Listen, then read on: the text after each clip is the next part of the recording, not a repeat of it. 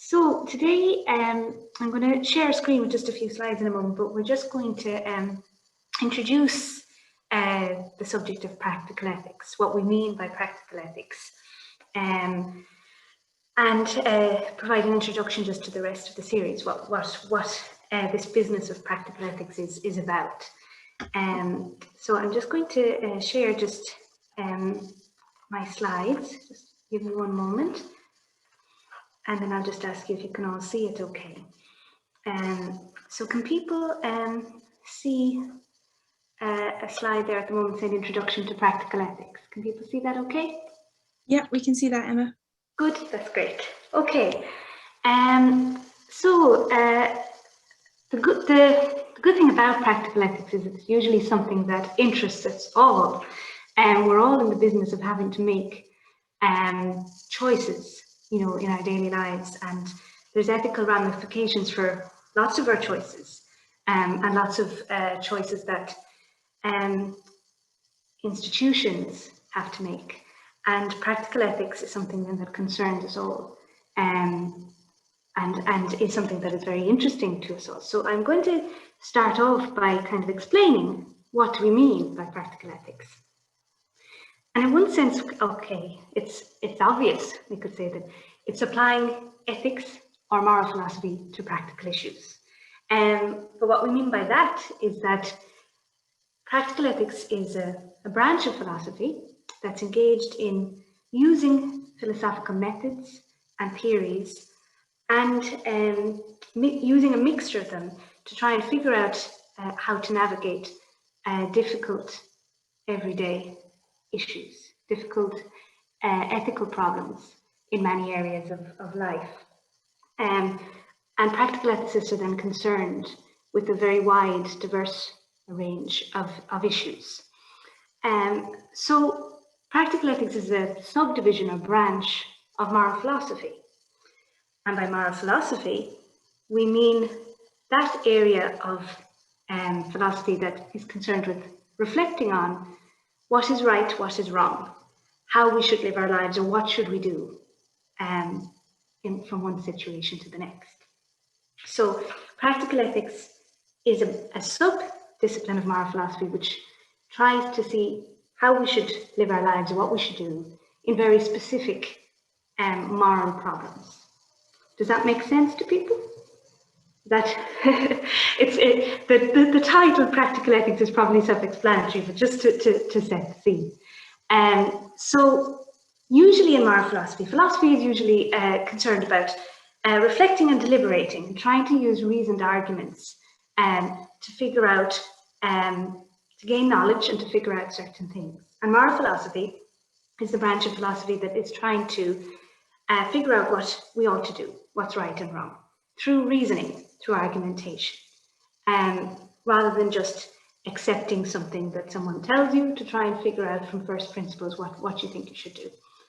And in wider moral philosophy, there's kind of often, they've made a sort of three-way distinction between different branches in moral philosophy. So one area which we won't be talking about today is the more meta area, the meta-ethics, where philosophers are concerned with sort of big picture, more abstract questions, as in, why be moral in the first place? What is morality? Or how are we the sort of beings that can be moral? Where does morality come from? These really abstract sort of questions. So we won't be talking about those sort of ones today. That's something that philosophers do a lot of groundwork in as well. Another area then is what was called normative ethics. And normative ethics is a branch that's kind of looking for general principles or rules about what we ought to do. So trying to use reasoning to construct some sort of general principles as to what is the best thing to do morally, but not usually concerned with specific situations. So you might come up with a general principle that about how one should live one's life, but it may be that that principle needs modifying when it comes to concrete situations. So normative ethics is more concerned with the general rules. Whereas practical ethics, in contrast, what's different about it is its specificity. And practical ethics is concerned with deliberating and reaching, if possible, rational agreement about what we ought to do in specific moral problems, whether in areas such as the practice of medicine, areas such as the environment, decisions about reproduction, decisions about war.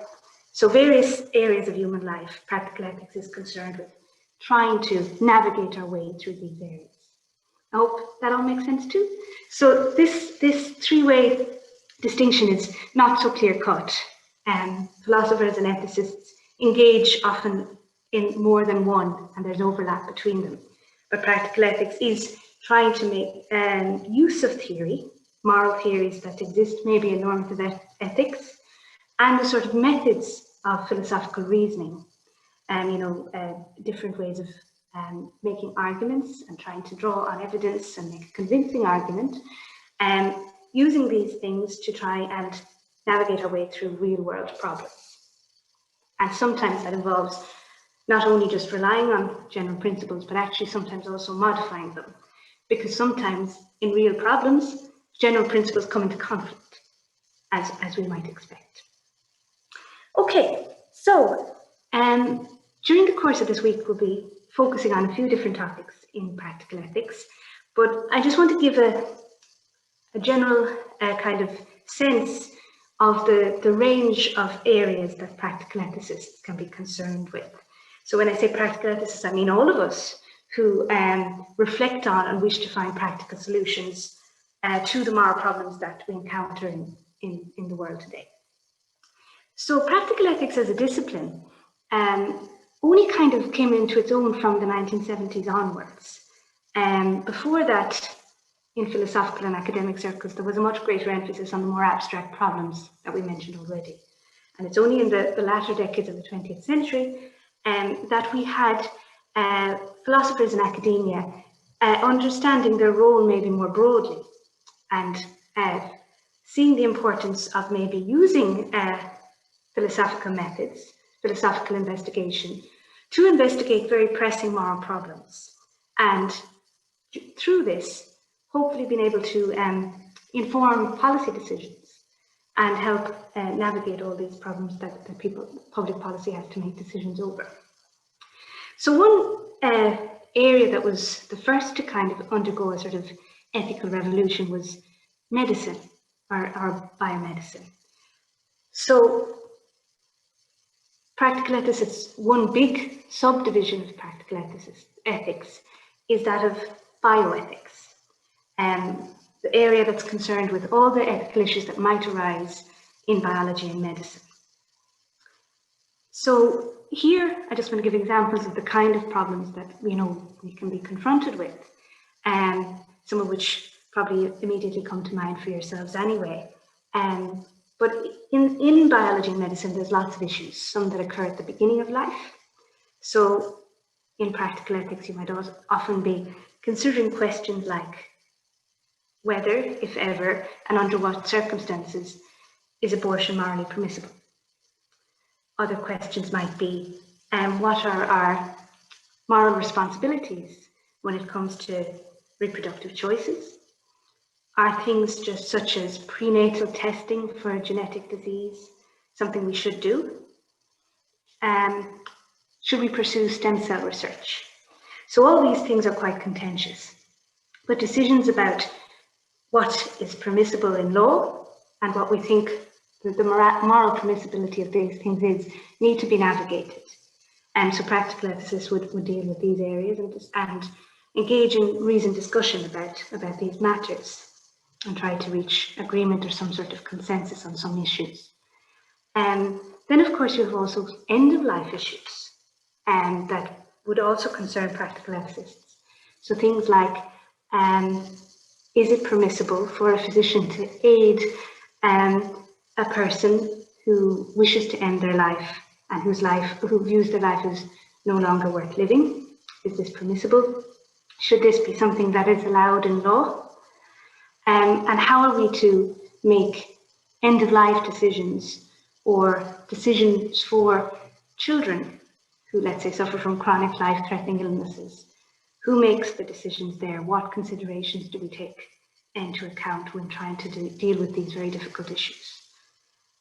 So that's another area kind of in bioethics, and something that ethicists often have to consider is how do we distribute healthcare resources? So there's a limited number of resources that we have when it comes to healthcare and medicine. There's always a question of what do we prioritize, and this is something that has become very salient in the case of COVID. In early stages of COVID, in some places when there was quite a shortage of ventilators and things like that, who do you prioritize in the treatment? Outside of pandemic situations, there is the everyday decision making is where do we divert resources? What guidelines should we use? What criteria should we have for that? And then just general questions about the practice of healthcare. One of the big things that happened with the bioethical revolution that we had in the 20th century was that certain ethical guidelines were established for practicing medicine, other healthcare disciplines, things like requiring informed consent, valid consent from patients, and the sort of principle of doing no harm, and trying to advance the well-being to benefit patients, and then questions of confidentiality and other things like that. So all these things are areas in bioethics. Moving on from bioethics, of course, there's another branch of practical ethics that deals with professional ethics at a wider level. But then we also have further concerns. So another area would be our duties and our treatment of animals. So questions about animal ethics, which we will talk a little bit about tomorrow. But here there's the plethora of things that will concern us. Whether we are justified in experimenting on animals for biomedical research, whether we are justified in eating meat, or how we should ethically engage in farming, whether it is permissible to use animals in farming, or whether there are certain ways in which we can engage in farming that would be ethical, as opposed to those that would not be. Also questions about pet ownership. Is it the case that it is right to have pets? Is there anything wrong about having pets? I would like to think there isn't. I like pets, but are we permitted to keep breeding animals for use as pets? And if we have pets, what are our duties towards them? What are our obligations towards our pets? And finally, then things like what are our duties towards wild animals in nature, who our lives are increasingly interacting with, that we encroach upon their habitats and influence their environments. What are our duties towards them? So that's something that tomorrow, those of you who might be coming to the session tomorrow, we'll be discussing that. I just want to, they were just some examples of the sort of things that bioethicists are engaged in, but there's a host of other issues. Practical ethicists. So climate change is another thing that practical ethicists would deliberate on and discuss. To what extent have we, as individuals, duties with respect to mitigating climate change, or what is our relationship to the environment, and what is the value or status of the environment? Do we as individuals have duties to try and combat climate change, or is it more a collective duty? And if it is a collective duty, how do we decide who bears the greatest burden? Which nations? What criteria would we have for that? And what are the extent of our obligations to future generations when we're gone? So questions like that. Further issues about global poverty. Do we have a duty to aid those in need, even if they're far away from us? And how extensive is that duty if we are in a relative position of affluence? Questions about war. So can there ever be a just war? Is it permissible to kill in war? And is there a difference? Is there, an equal permissibility for killing on one side versus the other if one side is seen to be fighting an unjust war? Questions like that. Then questions about torture. So is it ever permissible to torture someone if it is the case that a terrorist has planted a bomb and torturing this terrorist will hopefully help identify the location of the bomb, which could save other individuals, many others. Is it permissible to do that? Trying to see and reason about whether that is permissible, and if so, under what conditions might it be. And then questions about artificial intelligence. It's a fairly new area in ethics. What do we need to think about when we have these new AI technologies? How do we protect people's privacy? And what's the moral and legal status of these technologies, these intelligent robots? And these are just a drop in the ocean. There's loads of other questions that practical ethicists are engaged in. But the methods are reasoned argument, sometimes drawing on intuitions, but then trying to back them up with reasons and justifications, and trying to see what is the best reason, what is most appropriate for a particular concrete problem, and trying to reach some sort of consensus. And as you can see with that, practical ethics sits on the boundary with lots of other disciplines. It has to draw on empirical data from things such as biology, sociology, economics, law, various things, neuroscience.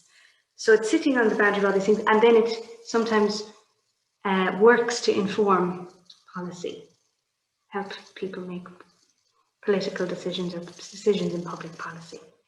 So for the rest of the week, this was just to try and set the scene. The plan tomorrow is for those of you who are coming to some of the other sessions, the plan tomorrow is to talk about an issue in animal ethics. On Wednesday, there will be a discussion of the ethics of deepfakes.